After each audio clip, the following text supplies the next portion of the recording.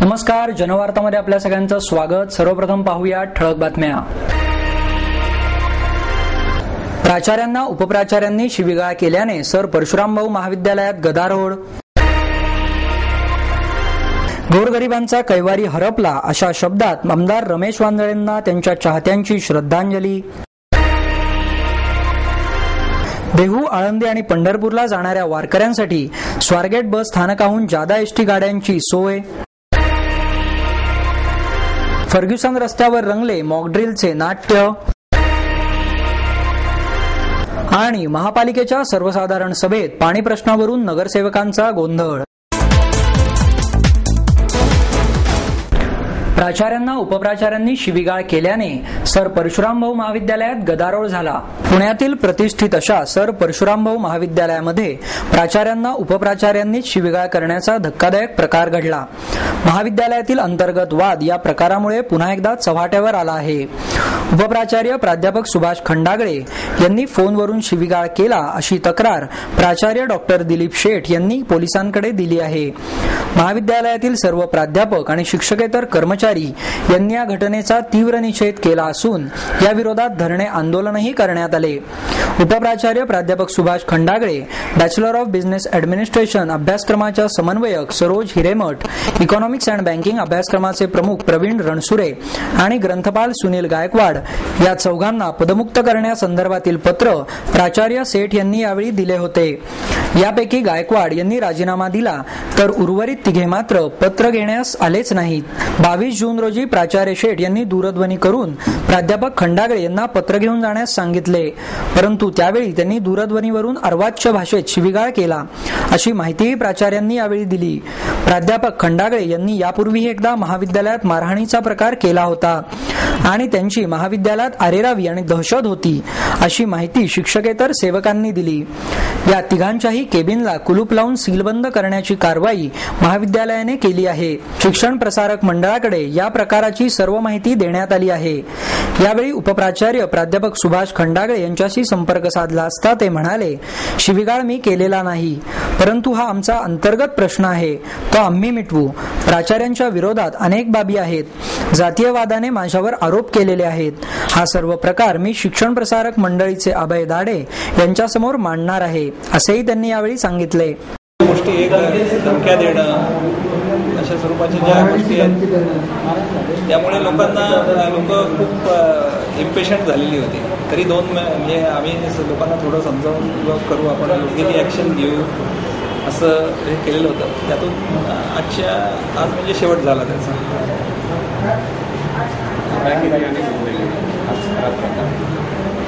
म्हणजे जे शैक्षणिक संस्था म्हटल्यानंतर असं अपेक्षित नाही आहे आणि तीच धारणा आज 99% सगळे प्राध्यापक आणि शिक्षक शिक्षकेतर सर्व एकत्र येऊन सगळ्यांची हीच मागणी होती की हे शैक्षणिक वातावरण आहे हेल्दी हेल्दी राहिलं पाहिजे आणि त्या दृष्टीने आम्ही प्रयत्नशील होतो आणि असू।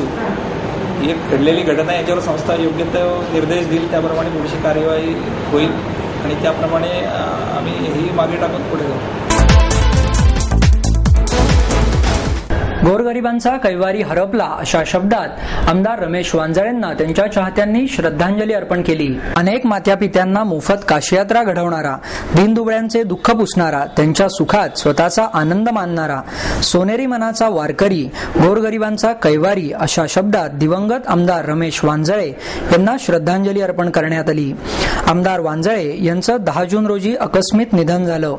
त्यांना श्रद्धांजली वाहण्यासाठी आयोजित कार्यक्रमाला शिरीष पारकर, आमदार नितीन सरदेसाई, राम कदम, प्रवीण दरेकर, नितीन भोसले, विजय तडवळकर, शिरीष सावंत, अनिल शिदोरे, प्रकाश ढोरे यांच्यासह वांजळे यांचे चाहते मोठ्या संख्येने उपस्थित होते।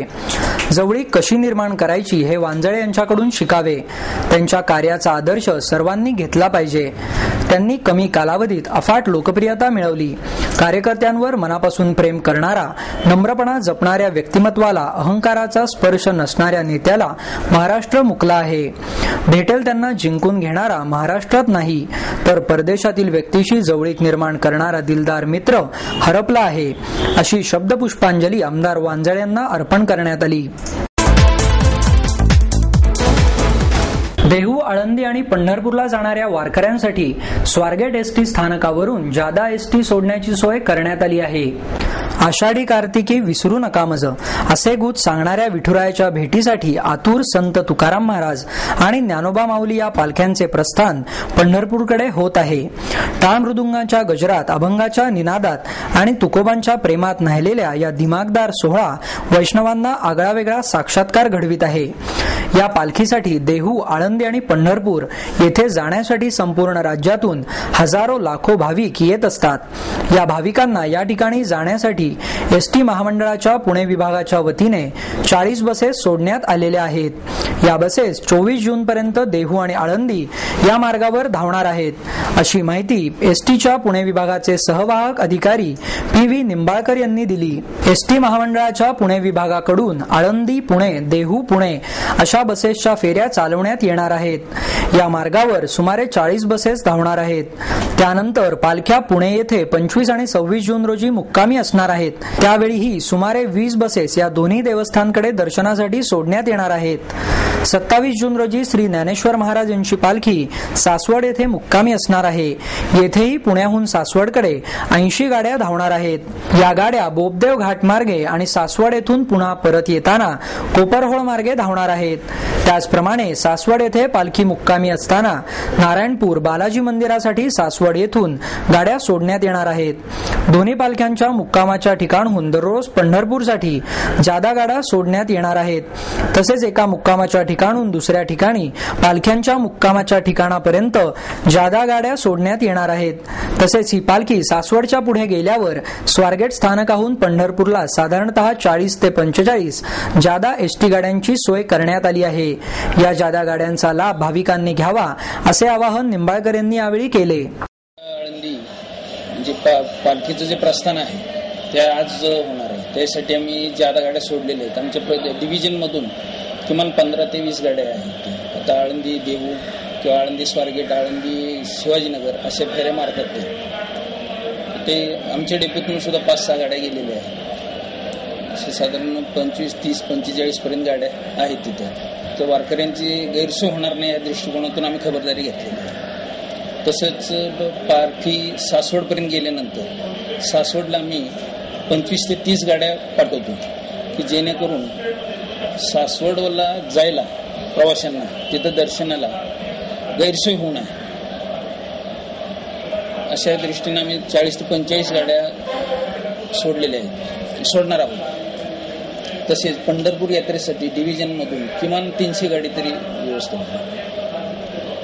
कोणत्याही परिस्थितीत वारकऱ्यांची गैरसोय होणार नाही याची काळजी आम्ही घेतलेलीच आहे. त्याबरोबर आमचे पाण्याचे टँकर हे बरोबर आहेतच.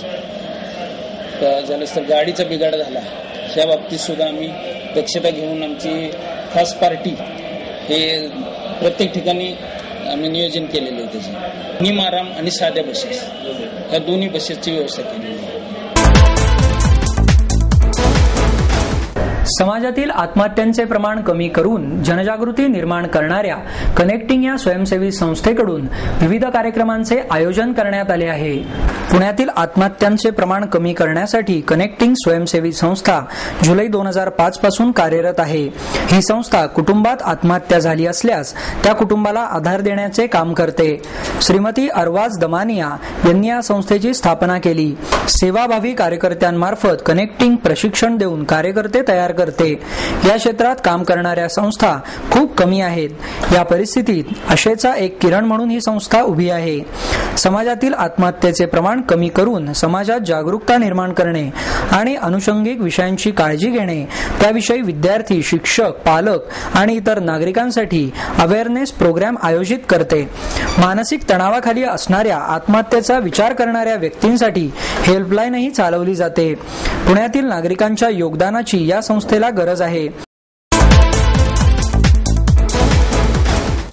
फर्ग्युसन रस्त्यावरील ब्रिटिश लायब्ररी येथे पुणे पोलिसांच्या वतीने मॉकड्रिल करण्यात आले. पालखी सोहळ्याच्या पार्श्वभूमीवर पोलिसांच्या वतीने फर्ग्युसन रोडवर मॉकड्रिल करण्यात आले. ब्रिटिश लायब्ररीत 2 संशयित लपल्याच्या माहितीवरून ही कारवाई करण्यात आली. उपायुक्त ज्ञानेश्वर फडतरे यांच्या नेतृत्वाखाली ही कारवाई झाली. सुरक्षिततेच्या दृष्टीने खबरदारी म्हणून पोलिसांच्या वतीने अशा प्रकारची कारवाई करण्यात येते. यावेळी बोलताना फडतरे म्हणाले, आमच्या सुरक्षा एजन्सीचा रिस्पॉन्स टाइम कसा आहे, प्रत्यक्ष कारवाई करण्याच्या वेळेस ते किती चपळतेने मोहीम फत्ते करू शकतात, कारवाईमध्ये काही कमतरता आहेत का, अशा घटकांचा अभ्यास या ड्रिलमधून करण्यात येतो. या कारवाईत झोन 1च्या पोलीस कर्मचाऱ्यांसमवेत ARP QRT कमांडोचाही समावेश होता. तसेच रुग्णवाहिका आणि अग्निशामक दलाचे कर्मचारीही यात सहभागी झाले. ऐन रहदारीच्या वेळी केलेल्या या ड्रिलमुळे परिसरात बघ्यांची गर्दी मोठ्या प्रमाणात जमली. महानगरपालिकेच्या सर्वसाधारण सभेत पाणी प्रश्नावरून नगरसेवकांनी गोंधळ घातला. शहरात मागील काही दिवसांपासून चालू असलेला अनियमित पाणीपुरवठा आणि काही ठिकाणी 2 वर्षापूर्वीच्या पाईपलाईनही अद्याप जोडलेल्या नाहीत, यासह पाण्याशी संबंधित विषयांवरून सदस्यांनी सर्वसाधारण सभेत प्रशासनाला धारेवर धरले. पाणीपुरवठा सुरळीत करण्याच्या दृष्टीने सर्व कामे पूर्ण झाली असून आता पाणीपुरवठा सुरळीत होईल असं आश्वासन प्रशासनाने दिलं आहे. शहरामध्ये मागील 4 दिवसांपासून पाणीपुरवठा विस्कळीत झाल्यामुळे नागरिकांच्या सामोरे जावे लागणाऱ्या सदस्यांनी सभेत गोंधळ केला. पाणीपुरवठा सुरळीत ठेवण्यासाठी विभागवार अधिकारी नेमल्यानंतरही परिस्थितीत काहीच फरक पडलेला नाही, असा आरोप सदस्यांनी केला. यावेळी विरोधी पक्षनेते आबा बागुल म्हणाले, 24 तास पाणीपुरवठा करण्याची क्षमता असताना नियोजनाअभावी आजही पाणीपुरवठा सुरळीत होऊ शकत नाही. ही खेदाची बाब आहे. अधिकारी पाहणीसाठी येतात तेव्हा पाणी सोडले जाते, पण अधिकाऱ्यांची पाठ फिरल्यावर पुन्हा पाणीपुरवठा विस्कळीत होतो, असेही त्यांनी यावेळी सांगितले. केवळ पाणीपुरवठा करणाऱ्या टँकरच्या मालकांच्या हितासाठी ही पाईपलाईन जोडली जात नाही, असा टोलाही सागर माळकर यांनी लगावला. माजी महापौर राजलक्ष्मी भोसले आणि उज्ज्वल केसकर यांनी या अधिकाऱ्यांची चौकशी करून कारवाई करण्याची मागणी केली. तळजाई टेकडीवर प्रस्तावित असलेल्या पाण्याच्या टाकीच्या कामावरून सभागृह नेते सुभाष जगताप यांच्यावर सभागृहात खुलासा करण्याची वेळ आली. या कामाच्या भूमिपूजनासाठी अजित पवार यांची वेळ घेत असल्याने काम रखडल्याचेही त्यांनी सभागृहात सांगितले. तसेच शैक्षणिक पात्रता बदलल्याबरोबरच नियम धाब्यावर बसवून करण्यात आलेल्या उपआरोग्य प्रमुखाच्या बेकायदा नेमणुकीला महापालिकेच्या सर्वसाधारण सभेत मतदानाच्या आधारे बहुमताने मंजुरी देण्यात आली. तसेच शहर कंटेनर मुक्त करण्यासाठी घरोघरी जाऊन कचरा गोळा करणाऱ्या संस्थेबरोबर केलेल्या करारनाम्यात बदल करण्यास विरोध करून शहर कंटेनर मुक्त करण्यास नगरसेवकांनी खोडा घालत हा प्रस्ताव पालिका आयुक्तांकडे पाठवण्याचा निर्णयही घेतला. 10वी आणि 12वीच्या विद्यार्थ्यांसाठी सारथी या संस्थेच्या वतीने मोफत संगणक प्रशिक्षण शिबिराचे आयोजन करण्यात आले आहे. माहिती तंत्रज्ञान क्षेत्रातील संधी या विषयावर 10वी-12वीतील विद्यार्थी आणि पालकांसाठी समुपदेशनाचे आणि स्थानिक गरजू विद्यार्थ्यांसाठी मोफत संगणक प्रशिक्षण आयोजित करण्यात आल्याची माहिती सारथी संस्थेचे अध्यक्ष शंकर कलमानी यांनी पत्रकार परिषदेत दिली. 24 जुलै रोजी परफेक्ट एम कंपनीच्या दीप बंगला चौकातील कार्यालयात समुपदेशन करण्यात येणार आहे. सारथी स्वयंसेवी संस्थेसह green frog solution private limited आणि perfect M IT finishing school यांच्या संयुक्त विद्यमानाने या उपक्रमाचे आयोजन करण्यात आले आहे. आर्थिक परिस्थिती बेताची असणाऱ्या हुशार आणि गरजू विद्यार्थ्यांना मोफत संगणक प्रशिक्षण देण्यात येणार आहे. इच्छुक विद्यार्थ्यांनी 9548804999 या क्रमांकावर IT आणि ग्रीन फ्रॉग असा SMS करून 1 जुलैपर्यंत नाव नोंदणी करणे आवश्यक आहे, असेही कलमानी यांनी यावेळी सांगितले. फेसबुक या डुएट पेंटिंग प्रदर्शनाचे दर्पण आर्ट गॅलरी येथे आयोजन करण्यात आले आहे. अक्षय खंडाळकर आणि त्याची आई दीर्घा खंडाळकर यांच्या डुएट पेंटिंग प्रदर्शनाचे उद्घाटन प्रसिद्ध चित्रकार मुरली लाहोटी यांच्या हस्ते करण्यात आले. हे प्रदर्शन 28 तारखेपर्यंत सकाळी 11 ते रात्री 8 या वेळेत सुरू राहणार आहे. चित्रातून निरनिराळे मानवी आकार आणि काही अमूर्त चित्रही पाहायला मिळणार आहेत. NID डिझायनर म्हणून काम करणारा अक्षय चित्रकलेतल्या सृजनतेलाही तितकाच वाव देतो. अक्षयची आई दीर्घा यांची चित्रही या प्रदर्शनात आहेत. एक पूर्णवेळ कलाकार असणाऱ्या दीर्घा यांनी राष्ट्रीय पातळीवरची अनेक पारितोषिके मिळवली आहेत.